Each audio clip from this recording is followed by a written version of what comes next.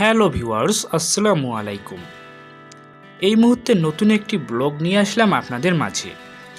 এই মুহূর্তে আমি অবস্থান করতেছি বাংলাদেশের সর্ব উত্তরের জেলা পঞ্চগড়ের আটোয়ারী উপজেলার মির্জাপুর ইউনিয়নের মির্জাপুর গ্রামে অবস্থিত শাহী মসজিদে। এটি পঞ্চগড় হতে প্রায় 17 কিলোমিটার এবং আটোয়ারী উপজেলা পরিষদ হতে প্রায় 7 কিলোমিটার দূরত্বে অবস্থিত। এই মসজিদটি কবে, কখন, কে তৈরি করেছেন এ নিয়ে নানান মতবাদ রয়েছে। তবে মসজিদের প্রধান ফটকের উপরের অংশে পারস্য ভাষায় লিখিত একটি শিলালিপি রয়েছে।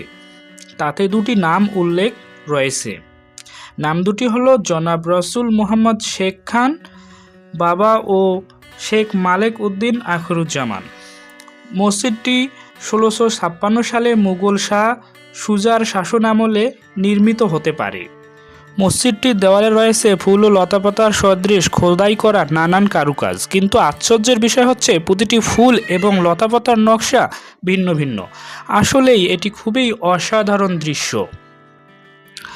জাতীয় তত্ত্ব বাস্তবায়নের তথ্যমতে 1679 খ্রিস্টাব্দে সম্ভাব্য ঢাকার হাইকোর্ট প্রাঙ্গণে নির্মিত মসজিদ এর সাথে শাহী মসজিদের সাদৃশ্য রয়েছে।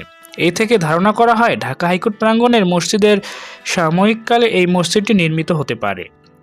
মসজিদের দৈর্ঘ্য 40 ফুট ও প্রস্থ 25 ফুট। এক সারিতে 3টি গম্বুজ রয়েছে। এখানেই এই মসজিদের জুম্মার নামাজ সহ দৈনিক 5 ওয়াক্ত নামাজ আদায় করা হয়। মুঘল আমলের নির্মিত প্রাচীনতম মসজিদটির নিপুণতা, কারুকার্য ও অলঙ্করণ দর্শনার্থীদের এখনও আকৃষ্ট করে থাকে। মসজিদটির সঠিক ইতিহাস জানার জন্য রাস্তার পাশেই দেওয়া রয়েছে একটি মুরাল। এখান থেকে সঠিক ইতিহাস দর্শনার্থীরা সহজেই জেনে নিতে পারবে। সো ভিউয়ার্স, ভিডিওটি কেমন লাগলো অবশ্যই কমেন্টে জানাবেন। এখনও যারা আমাদের চ্যানেলটি সাবস্ক্রাইব করেনি, সাবস্ক্রাইব করে আমাদের সঙ্গেই থাকবেন। ধন্যবাদ সকলকে ভিডিওটি শেষ অবধি দেখার জন্য। দেখা হবে অন্য একটি ভিডিওতে। ধন্যবাদ সকলকেই।